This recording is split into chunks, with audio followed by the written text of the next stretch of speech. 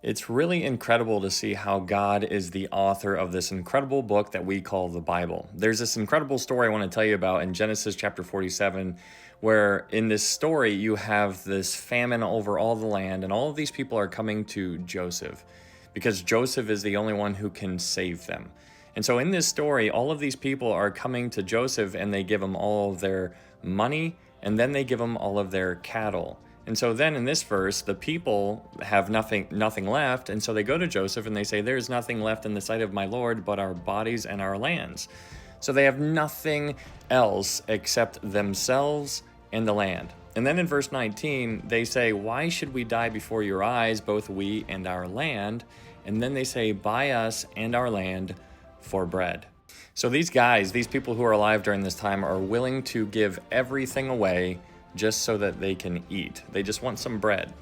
But then it goes on and it says, "And we in our land will be servants of Pharaoh. Give us seed that we may live and not die, that the land may not be desolate." Then down here it says, "Then Joseph bought all the land of Egypt for Pharaoh." Now here's where it gets cool, because here these people are saying what they want in exchange for themselves, their bodies, and their lands. They say they want bread. But then down here in verse 20, it says, "Then Joseph bought all the land of Egypt for Pharaoh." Now, in this entire typology type situation here, Joseph is a picture of Jesus and Pharaoh is a picture of God the Father.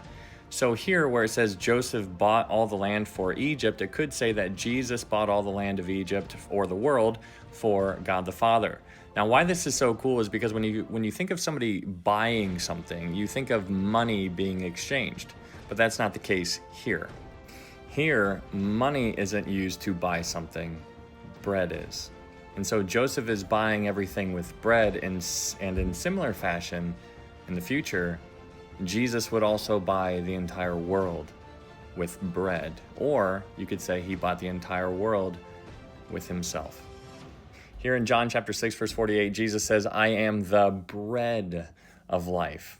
And so when you look back in the Old Testament and you see Joseph buying everything, he gets all the money, he gets all the cattle, he gets all the people, he gets all the land, everything.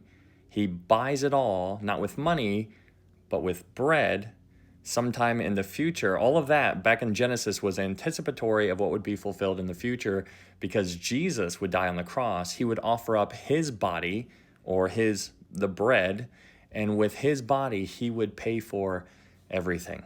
And because of that, you and I have been redeemed, which is absolutely incredible.